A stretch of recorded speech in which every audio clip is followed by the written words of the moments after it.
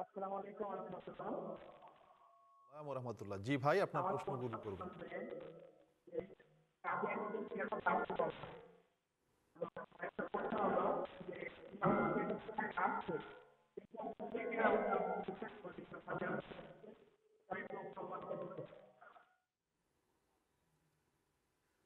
আম, ধন্যবাদ আপনার প্রশ্নের জন্য। আমরা স্পষ্ট শুনতে পাইনি। আমি যতদূর বুঝতে পেরেছি, তিনি প্রশ্ন করেছেন যে কাদিয়ানীদের কাফের বলা হয় কেন, আর ইমাম মাহদি যে এসেছেন এর কোনো প্রমাণ আছে কি লিখিতভাবে। যে প্রশ্নটি এসেছে আমি জানি না, আওয়াজ কেন স্পষ্ট আসছে না আমাদের কাছে।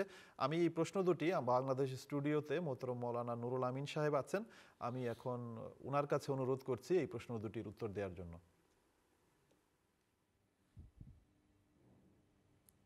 আমরাও আসলে প্রশ্ন প্রথম শুনতে পাই নাই, আপনি যেটা বললেন এখান থেকে আমরা শুনে নিলাম। তো প্রথম প্রশ্নটি হলো, আহমদিয়া মুসলিম জামাতের সদস্যদেরকে কাফের কেন বলা হয়? আসলে এর অনেকগুলো উত্তর রয়েছে। প্রথম বিষয় হলো, মহানবী হজরত মোহাম্মদ মুস্তফা সাল্লাহ সাল্লাম এবং আল্লাহ তালা পবিত্র কুরআন শরীফে আল্লাহ তালা স্পষ্ট বলেছেন, শেষ যুগে মোহাম্মদ মুস্তফা সাল্লাহ সাল্লামের উম্মতে একজন আসবেন। মহানবী হজরত মোহাম্মদ সাল্লাহ সাল্লাম এটাকে আরও স্পষ্টভাবে বিস্তারিতভাবে বলে গেছেন যে শেষ যুগে তার উম্মতের সংশোধনের জন্য, ইসলাম ধর্মের হারানো গৌরব ঐতিহ্য পুনরুদ্ধারের জন্য, ইসলাম ধর্মকে সব ধর্মের উপর জয়যুক্ত করার জন্য তার এক উম্মত প্রতিশ্রুত মসি এবং মাহাদি হিসাবে আগমন করবেন। আর মহানবী হজরত মোহাম্মদ সাল্লাহ সাল্লাম তাকিদপূর্ণ নির্দেশ এরপর তার উম্মতকে দিয়ে গেছেন। বলছেন, ফাইজার আইতুমুহু ফাবায়ু ওয়ালা হাবান আল্লাহ সালজে ফাইন্না খলিফাতুল্লাহ ইল মাহাদিউ।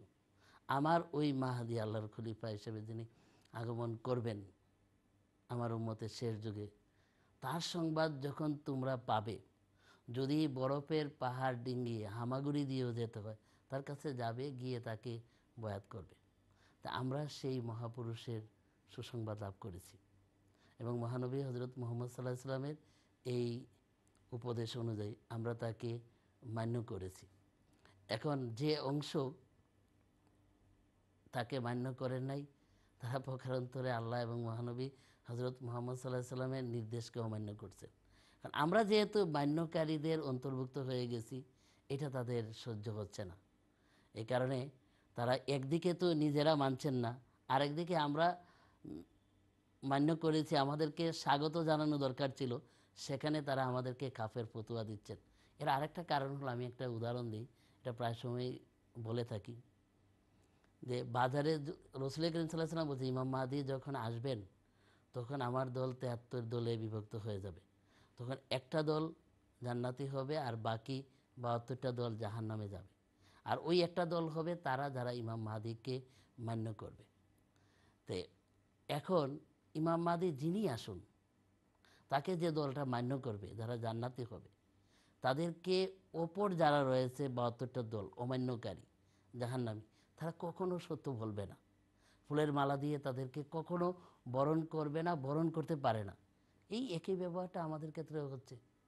বাজারে যদি ৭৩টা দোকান থাকে আর ৭২টা যদি ভেজাল জিনিস বিক্রি করে আর একটা যদি খাঁটি জিনিস বিক্রি করে, আপনি একজন নতুন নবাগত একজন লোক হিসাবে বাজারে গিয়ে যদি খুঁজেন যে আমি ভালো জিনিসটা কিনতে চাই, ভেজালমুক্ত জিনিসটা কিনতে চাই, কোন দোকানে গেলে পাবো?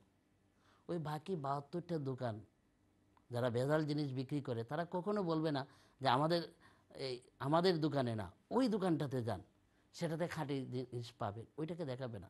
সবাই বরং একটা সিন্ডিকেট বানাবে, বলবে ওই দোকানটা বাদে বাকি যত দোকান আছে যে কোনো দোকান থেকে আপনি চোখ বন্ধ করে জিনিস কিনতে পারেন, কারণ সবার দোকানে খাঁটি দিন, কিন্তু ওইটাতে ভেজাল। আমাদের ক্ষেত্রেও তাই। আল্লাহ রসুল বলছিলেন একটা সঠিক হবে আর ৭২টা বেঠিক হবে। একটাকে খুঁজে বের করা দরকার ছিল, কিন্তু ওনারা বাদ দিলেন কাফের ঘোষণার মাধ্যমে একটাকে, আর বাকি ৭১টাকে বাদ দেওয়ার তাদের কোনো পরিকল্পনা, কোনো চিন্তা কিছু নাই। তো বলছিলেন, প্রশ্নকারীর প্রশ্ন ছিল কেন কাফের বলা হয়। কারণ কাফের বলার এটা একটা কারণ যে আমরা যেহেতু সত্যের উপর প্রতিষ্ঠিত হওয়ার সৌভাগ্য লাভ করেছি আর তারা করেন নাই, এখন তাদের এই ফতোয়াবাজি ছাড়া আর কোনো বিকল্প নাই। দ্বিতীয় যে প্রশ্নটা ছিল একটু কি মনে করাবেন মুবারক সাহেব?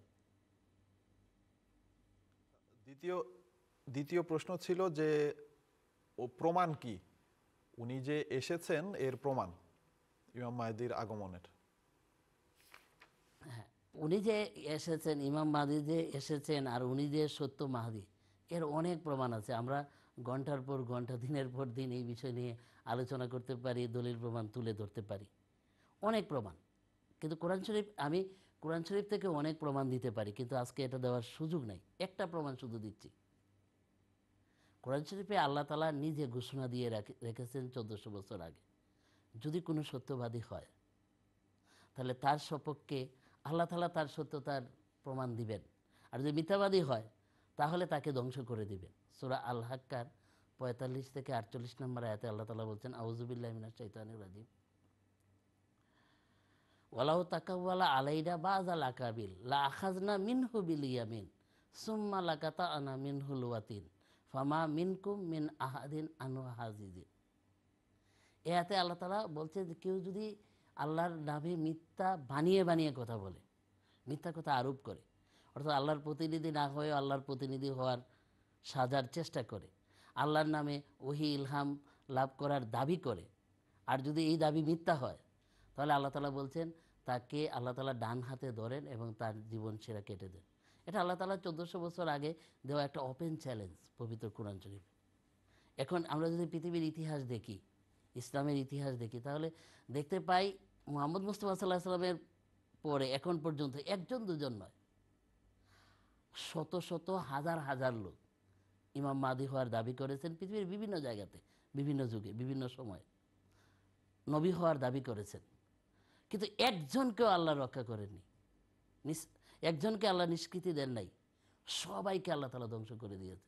একজন বন্ড নবী, একজন বন্ড মাহদি দাবিদারের, মুহাম্মদ সাল্লাল্লাহু আলাইহি সাল্লামের যুক্তিকে নিয়ে এখন পর্যন্ত কেউ দেখাতে পারবে না, যার অনুসারীরা আছে দুনিয়াতে, যার মান্যকারীরা আছে, যার মতবাদ গ্রহণযোগ্যতার পর গ্রহণযোগ্যতা লাভ করে চলছে, সমাদৃত হয়ে যাচ্ছে জগতে, একজনকেও দেখাতে পারবে না, সবাইকে আল্লাহ ধ্বংস করে দিয়েছে, কারণ এটা আল্লাহ তাআলার চ্যালেঞ্জ ছিল। আর এর বিপরীতে একজন, একমাত্র একজন, যার নাম হযরত মির্জা গোলাম আহমদ কাদিয়ানী আলাইহিস সালাতু ওয়াস সালাম, আজ থেকে 130 বছর আগে তিনি দাবি করেছেন আমি আল্লাহ তাআলার পক্ষ থেকে আসছি, আল্লাহ আমার সাথে কথা বলেন, আল্লাহ আমাকে এই ভবিষ্যৎবাণী করে এই জানিয়েছেন, সেটা বলেছেন, একাধারে দাবি ওহী ইলহাম লাভের।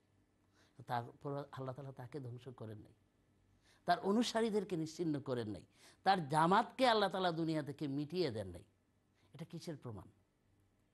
এটা প্রমাণ করছে, সাব্যস্ত করছে তিনি আল্লাহর দৃষ্টিতে, আল্লাহর মাপকাঠিতে তিনি সত্যবাদী। যদি মিথ্যাবাদী হতেন তাহলে শত শত হাজার হাজার ব্যক্তির সাথে যে ব্যবহার, আল্লাহ তাআলার যে নীতি প্রদর্শিত হয়েছে তার ক্ষেত্রে একই ব্যবহার, একই নীতি প্রদর্শিত হতো। তাই সবার বিপরীতে তাকে সফলতার পর সফলতা, 220টা দেশে তার জামাত প্রতিষ্ঠিত হয়ে যাওয়া, তার জামাত দ্বারা 78টি ভাষায় পবিত্র কোরআন শরীফের অনুবাদ প্রকাশ করা, পৃথিবীর সব জায়গাতে জামাতের বিস্তৃতি লাভ করা, আর প্রতিদিন সফলতার পর সফলতার দিকে এগিয়ে যাওয়া, এটা সাব্যস্ত করে তিনি অন্যদের মতো ছিলেন না, অন্যদের চেয়ে ভিন্ন ছিলেন, অর্থাৎ তিনি সত্যবাদী ছিলেন। তা আপনি জানতে চেয়েছেন ইমাম মাহদি যে সত্যবাদী, এই বিষয়ে প্রমাণ কি? তা আমরা একটা প্রমাণ উপস্থাপনের চেষ্টা করলাম।